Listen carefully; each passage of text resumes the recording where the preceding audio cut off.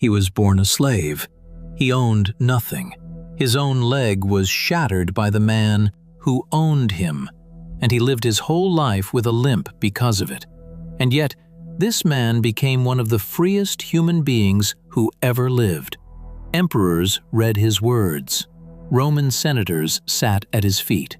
Nearly 2,000 years later, soldiers, CEOs, and prisoners of war have credited him with keeping them sane.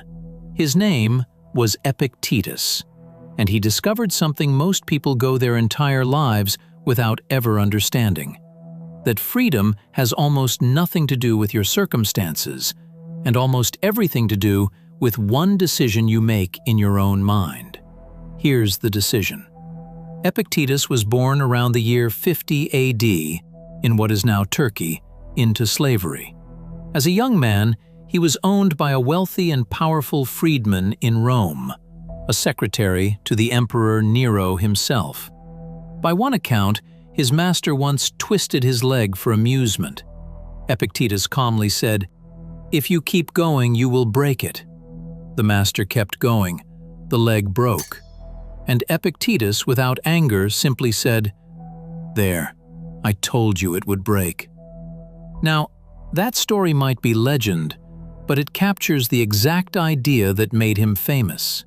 Even as a slave in agony, there was one thing his master could never touch, and Epictetus spent his life teaching people what it was. Epictetus taught one central idea, and everything else flows from it. He called it the dichotomy of control. Some things, he said, are up to us, and some things are not. What is not up to us? Our bodies, our health, our reputation, our wealth, what other people think, say, or do, whether we win, whether we're praised, whether the plan works out. And what is up to us? Just one category, but it's everything.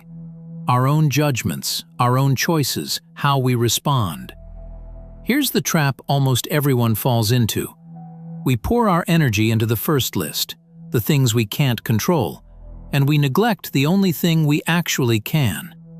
And then we wonder why we feel powerless. But watch what happens when you flip it. Because Epictetus didn't just teach this, he lived it, and it took him somewhere extraordinary. At some point after Nero's death, Epictetus was freed.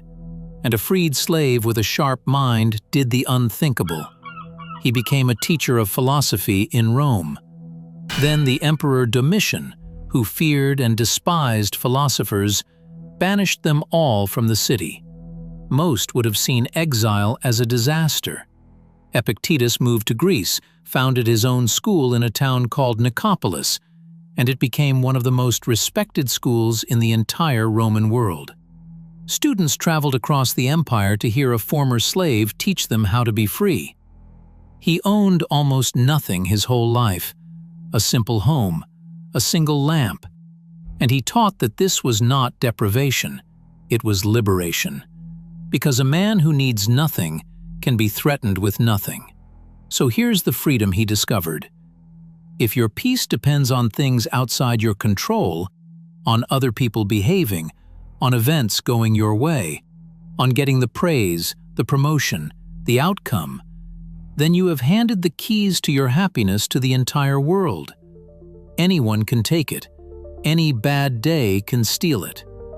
But if you anchor your peace to the one thing that is always yours, your own response, then no master, no emperor, no insult, no loss can ever truly imprison you. That's why a slave was freer than the emperor who feared him. Nero controlled an empire and was terrified of losing it. Epictetus controlled nothing but himself and feared nothing at all. If ancient ideas that actually work on a modern life are what you're here for, that's exactly what this channel does. Every Monday and Friday, we pull one usable tool out of history. Subscribing is how you keep them coming. Now, how do you actually use this? Because a principle you can't apply is just a nice quote. Think about the last time you were truly angry or anxious. Trace it back. Almost always, it was because you were fighting something outside your control. Someone cut you off in traffic. The flight got delayed. A person you respect criticized you. A deal fell through. Epictetus would ask one question: was that thing up to you? The traffic? No. The delay? No. Another person's opinion? No. So why hand it your peace? But here's the part people miss, and it's the whole game. He is not saying, be passive. He is not saying, don't act. He's saying, act fully on what you control and release your grip on the rest. Prepare for the interview with everything you have. That's up to you. Whether you get the job? Not up to you. Do the first, let go of the second, and you become unshakable. There's a line of his that cuts even deeper. Epictetus said, "Men are disturbed not by things, but by the views they take of things." Read that again. It's not the event that hurts you. It's your judgment about the event. Lose your job, and one person is destroyed, while another sees an opening.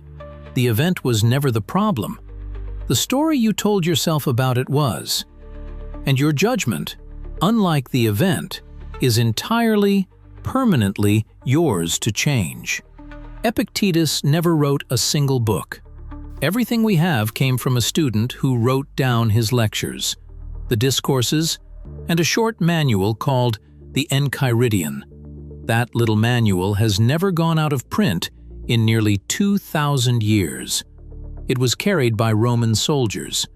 It shaped the Emperor Marcus Aurelius, and in the 20th century, an American fighter pilot shot down and held prisoner for years said Epictetus was the reason he survived.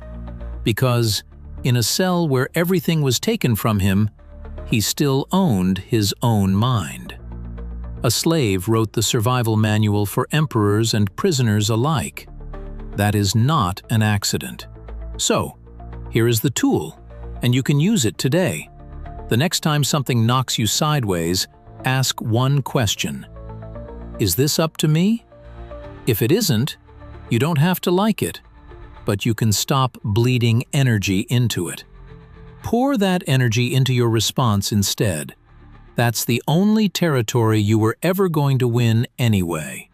A crippled slave figured out that the world can take everything from you, except the one thing that actually matters: how you meet it. Guard that, and you're free anywhere, even, as he proved, in chains. If this is the kind of wisdom you want more of, there's a new one every Monday and Friday. The rulers and thinkers who still have something to teach us. Hit subscribe and I'll see you in the next one.